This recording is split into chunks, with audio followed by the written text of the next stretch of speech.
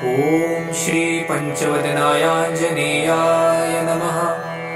ॐ अस्य श्री पंचमुख हनुमन्मन्त्रस्य ब्रह्मा ऋषिः गायत्री छन्दः पंचमुख विराट हनुमान् देवता।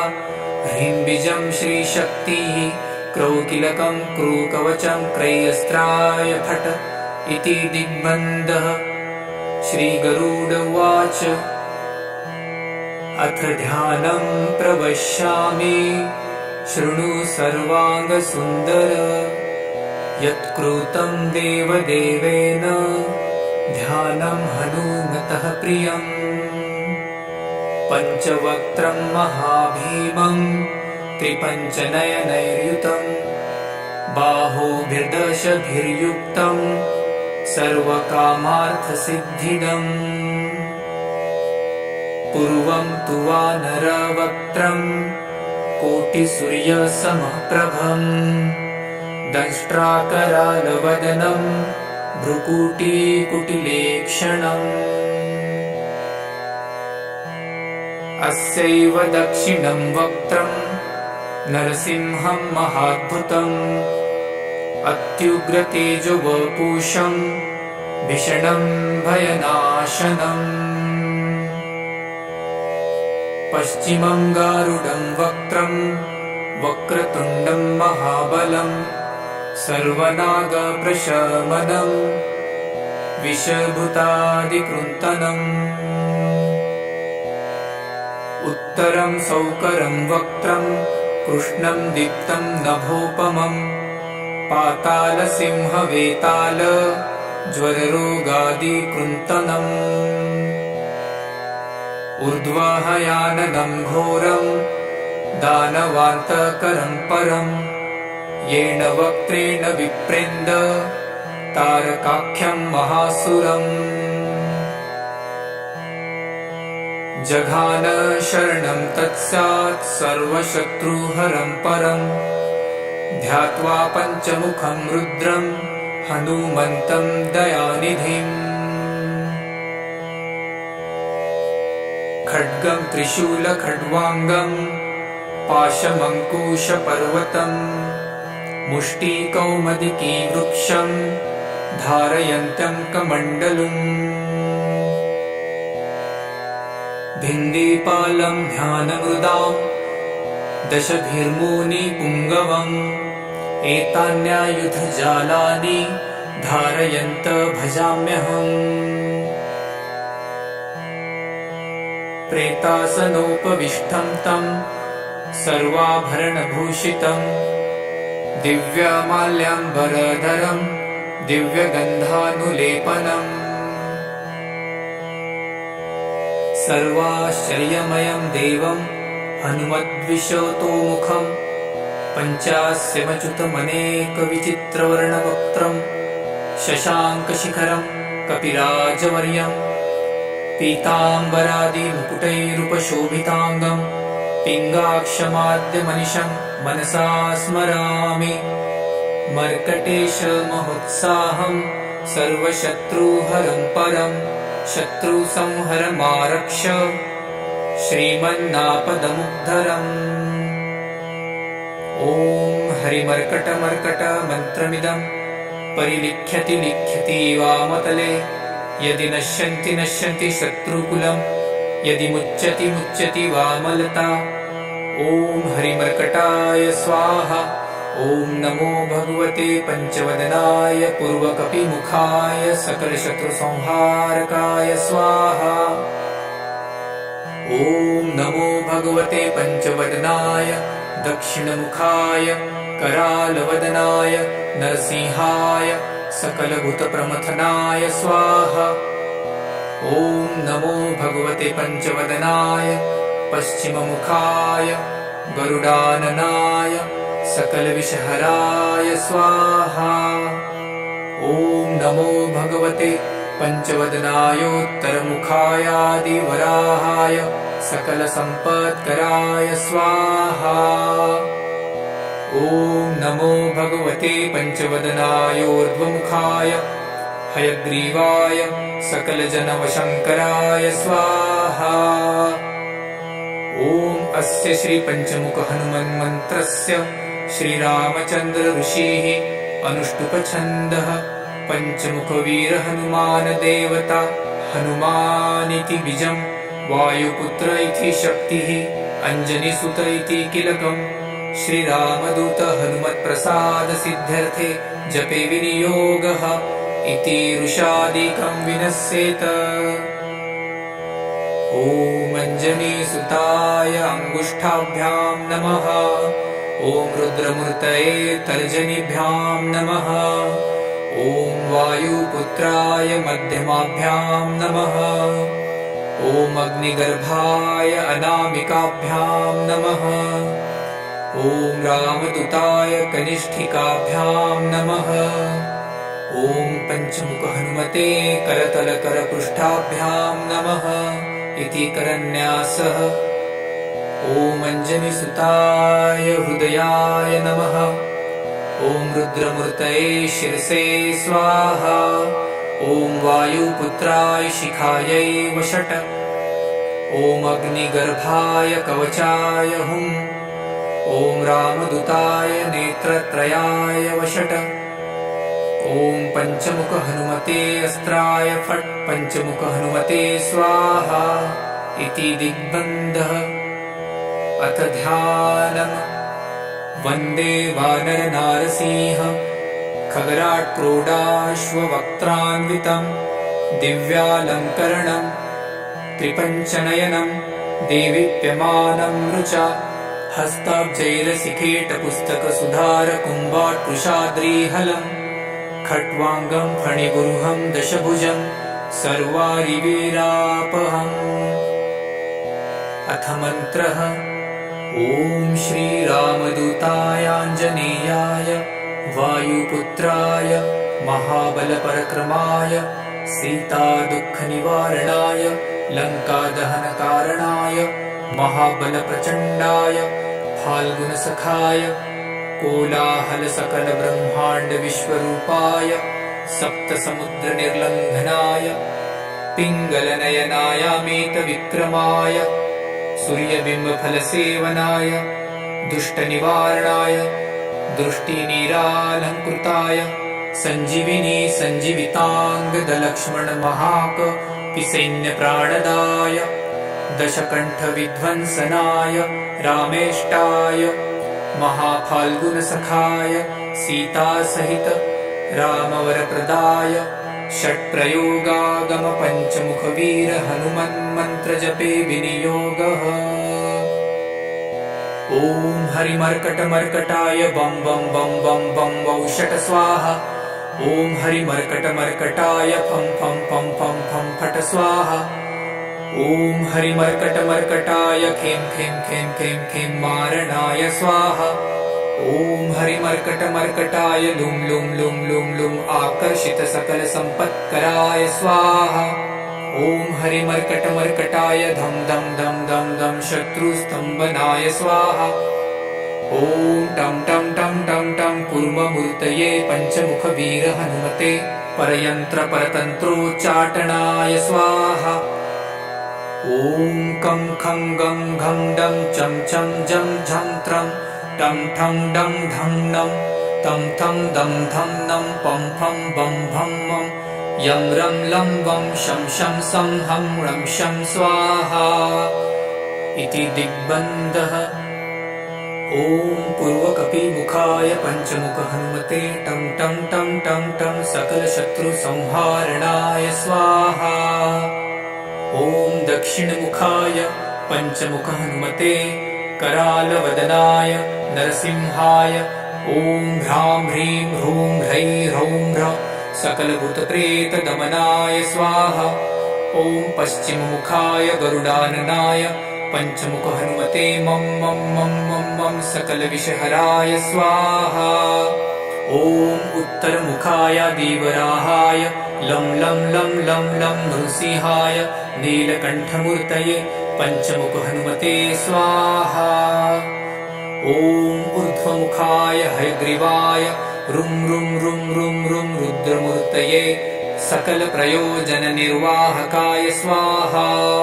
ॐ ॐ अञ्जनिसुताय वायुपुत्राय महाबलाय सीताशोकनिवारणाय श्रीरामचन्द्रकृपापादुकाय महावीर्यप्रमथनाय ब्रह्माण्डनाथाय कामदाय पञ्चमुखवीर हनुमते स्वाहा। भूतप्रेतपिशाच ब्रह्मराक्षसशाकिनी डाकिन्यन्तरिक्षग्रह परयन्त्रपरतन्त्रोच्चाटनाय स्वाहा। सकलप्रयोजननिर्वाहकाय पञ्चमुखवीर हनुमते श्रीरामचन्द्रवरप्रसादाय जं जं जं जं जं स्वाहा। इदं कवचं पठित्वां तु महाकवचं पठेन्नरः एकवारं जपेत् स्तोत्रं सर्वशत्रुनिवारणम्। द्विवारं तु पठे नित्यं पुत्रपौत्रप्रवर्धनम्। त्रिवारं च पठे नित्यं सर्वसम्पत्करं शुभम्।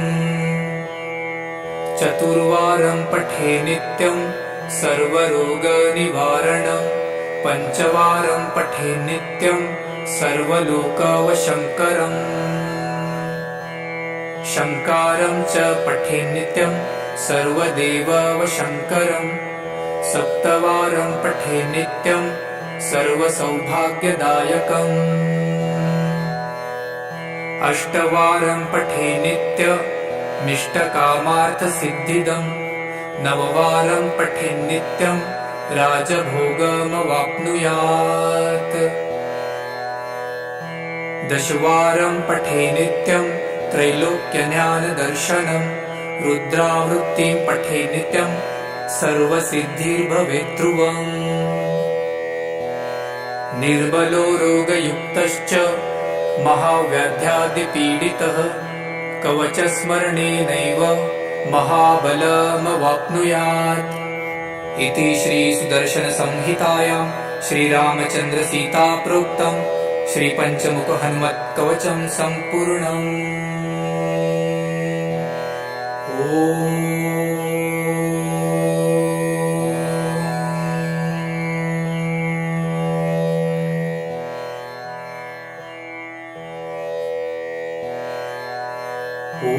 श्रीपञ्चवदनायाञ्जनेयाय नमः।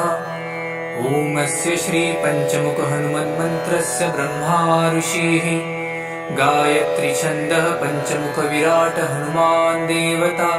ह्रीं बीजं श्रीशक्तिः क्रौकिलकं क्रूकवचं क्रय्यस्त्राय फट् इति दिग्बन्धः।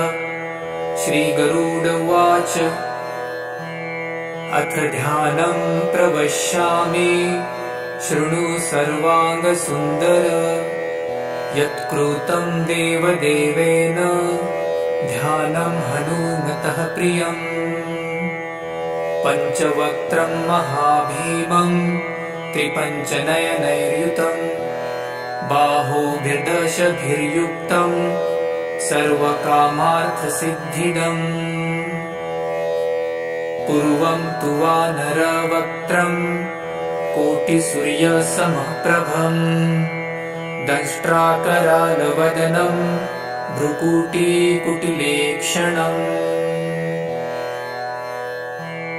अस्यैव दक्षिणं वक्त्रं नरसिंहं महाद्भुतम्। अत्युग्रतेजोवपुषं भीषणं भयनाशनम्। पश्चिमं गारुडं वक्त्रं वक्रतुण्डं महाबलम्। सर्वनागप्रशमनम् विषभूतादिकृन्तनम्। उत्तरं सौकरं वक्त्रं कृष्णं दीप्तं नभोपमम्। पातालसिंहवेताल ज्वररोगादिकृन्तनम्। ऊर्ध्वहयाननं घोरं दानवान्तकरं परम्। येन वक्त्रेण विप्रेन्द तारकाख्यं महासुरम्। जघान शरणं तत्स्यात् सर्वशत्रुहरं परम्। ध्यात्वा पञ्चमुखं रुद्रं हनुमन्तं दयानिधिम्। खड्गं त्रिशूलखड्वाङ्गं पाशमङ्कुशपर्वतं मुष्टिकौमदिकी वृक्षं धारयन्तं कमण्डलुम् भिन्दीपालं ध्यानमृदां दशभिर्मुनिपुङ्गवम् एतान्यायुधजालानि धारयन्त भजाम्यहम् प्रेतासनोपविष्टं तं सर्वाभरणभूषितं दिव्यमाल्याम्बरधरं दिव्यगन्धानुलेपनम् सर्वाश्चर्यमयं देवं हनुमद्विशतोमुखं पञ्चास्यमच्युतमनेकविचित्रवर्णवक्त्रं शशाङ्कशिखरं कपिराजवर्यं पीताम्बरादिमुकुटैरुपशोभिताङ्गं पिङ्गाक्षमाद्यमनिशं मनसा स्मरामि मर्कटेशमहोत्साहं सर्वशत्रुहरं परं शत्रुसंहरमारक्ष श्रीमन्नापदमुद्धरम् ॐ हरिमर्कटमर्कटमन्त्रमिदं परिलिख्यति लिख्यति वामतले यदि नश्यन्ति नश्यन्ति शत्रुकुलं यदि मुच्यति मुच्यति वामलता ॐ हरिमर्कटाय स्वाहा ॐ नमो भगवते पञ्चवदनाय पूर्वकपिमुखाय सकलशत्रुसंहारकाय स्वाहा ॐ नमो भगवते पञ्चवदनाय दक्षिणमुखाय करालवदनाय नरसिंहाय सकलभूतप्रमथनाय स्वाहा ॐ नमो भगवते पञ्चवदनाय पश्चिममुखाय गरुडाननाय सकलविषहराय स्वाहा ॐ नमो भगवते पञ्चवदनायोत्तरमुखायादिवराहाय सकलसम्पत्कराय स्वाहा ॐ नमो भगवते पञ्चवदनायोर्ध्वमुखाय हयग्रीवाय सकलजनवशङ्कराय स्वाहा ॐ अस्य श्रीपञ्चमुखहनुमन्मन्त्रस्य श्रीरामचन्द्र ऋषिः अनुष्टुपछन्दः पञ्चमुखवीरहनुमानदेवता हनुमानिति बीजं वायुपुत्र इति शक्तिः अञ्जनीसुत इति किलकम् श्रीरामदूत हनुमत्प्रसादसिद्ध्यर्थे जपे विनियोगः इति ऋषादिकं विनश्येत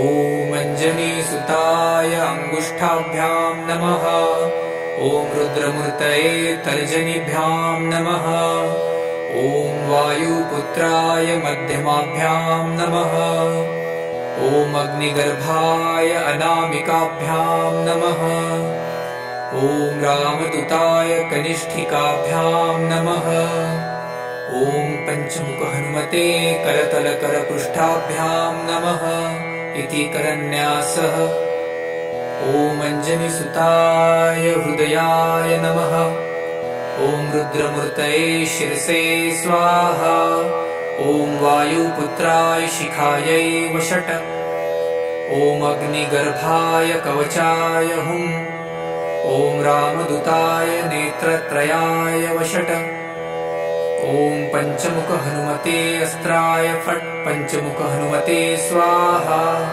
इति दिग्बन्धः अथ ध्यानम् वन्दे वानरनारसिंह खगराट्क्रोडाश्ववक्त्रान्वितं दिव्यालङ्करणं त्रिपञ्चनयनं देवीप्यमानं रुचा हस्ताब्जैरसिकेटपुस्तकसुधारकुम्भाट्कृशाद्रिहलं खट्वाङ्गं फणिगुरुहं दशभुजं सर्वारिवीरापहम् अथ मन्त्रः ॐ श्रीरामदूतायाञ्जनेयाय वायुपुत्राय महाबलपरक्रमाय सीतादुःखनिवारणाय लङ्कादहनकारणाय महाबलप्रचण्डाय फाल्गुनसखाय कोलाहलसकलब्रह्माण्डविश्वरूपाय सप्तसमुद्रनिर्लङ्घनाय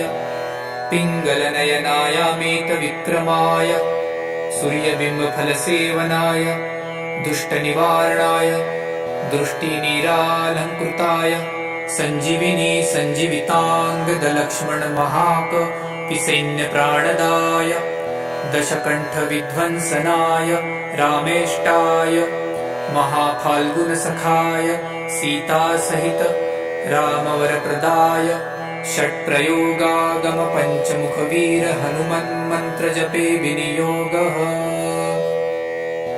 ॐ हरिमर्कटमर्कटाय बं बं बं बं बं वौषट स्वाहा। ॐ हरिमर्कटमर्कटाय फं फं फं फं फं फट स्वाहा। ॐ हरिमर्कटमर्कटाय खें खें खें खें खें मारणाय स्वाहा। ॐ हरिमर्कटमर्कटाय लुं लुं लुं लुं लुं आकर्षितसकलसम्पत्कराय स्वाहा। ॐ हरिमर्कटमर्कटाय धं धं धं धं धं शत्रुस्तम्भनाय स्वाहा। ॐ टं टं टं टं टं कूर्ममूर्तये पञ्चमुखवीर हनुमते परयन्त्रपरतन्त्रोच्चाटनाय स्वाहा। ॐ कं खं गं घं डं चं चं जं झं त्रं टं ठं डं ढं नं तं थं दं धं नं पं फं बं भं मं यं रं लं वं शं शं सं हं रं शं स्वाहा इति दिग्बन्धः। ॐ पूर्वकपिमुखाय पञ्चमुख हनुमते टं टं टं टं टं सकलशत्रुसंहारणाय स्वाहा। ॐ दक्षिणमुखाय पञ्चमुख हनुमते करालवदनाय नरसिंहाय ॐ ह्रां ह्रीं ह्रूं ह्रैं ह्रौं ह्रः सकलभूतप्रेतदमनाय स्वाहा। ॐ पश्चिममुखाय गरुडाननाय पञ्चमुख हनुमते मं मं मं मं मं सकलविषहराय स्वाहा। ॐ उत्तरमुखाय दीवराहाय लं लं लं लं लं नृसिंहाय नीलकण्ठमूर्तये पञ्चमुख हनुमते स्वाहा। ॐ ऊर्ध्वमुखाय हयग्रीवाय रुं रुं रुं रुं रुं रुद्रमूर्तये सकलप्रयोजननिर्वाहकाय स्वाहा। ॐ अञ्जनिसुताय वायुपुत्राय महाबलाय सीताशोकनिवारणाय श्रीरामचन्द्रकृपापादुकाय महावीर्यप्रमथनाय ब्रह्माण्डनाथाय कामदाय पञ्चमुखवीर हनुमते स्वाहा। भूतप्रेतपिशाच ब्रह्मराक्षसशाकिनी डाकिन्यन्तरिक्षग्रह परयन्त्रपरतन्त्रोच्चटनाय स्वाहा। सकलप्रयोजननिर्वाहकाय पञ्चमुखवीर हनुमते श्रीरामचन्द्रवरप्रसादाय जं जं जं जं जं स्वाहा। इदं कवचं पठित्वां तु महाकवचं पठेन्नरः एकवारं जपेत् स्तोत्रं सर्वशत्रुनिवारणम्। द्विवारं तु पठे नित्यं पुत्रपौत्रप्रवर्धनम्। त्रिवारं च पठे नित्यं सर्वसम्पत्करं शुभम्। चतुर्वारं पठे नित्यं सर्वरोगनिवारणम्। पञ्चवारं पठे नित्यं सर्वलोकवशङ्करम्। शङ्कारं च पठे नित्यं सर्वदेववशङ्करम्।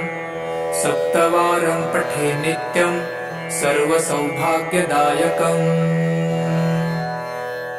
अष्टवारं पठे नित्यमिष्टकामार्थसिद्धिदम्। नववारं पठे नित्यं राजभोगमवाप्नुयात्।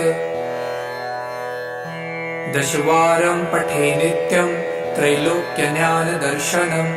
रुद्रावृत्तिं पठे नित्यं सर्वसिद्धिर्भवेत् ध्रुवम्। निर्बलो रोगयुक्तश्च महाव्याध्यादिपीडितः कवचस्मरणेनैव महाबलमवाप्नुयात् इति श्रीसुदर्शनसंहितायां श्रीरामचन्द्रसीताप्रोक्तं श्रीपञ्चमुखहनुमत्कवचं सम्पूर्णम्।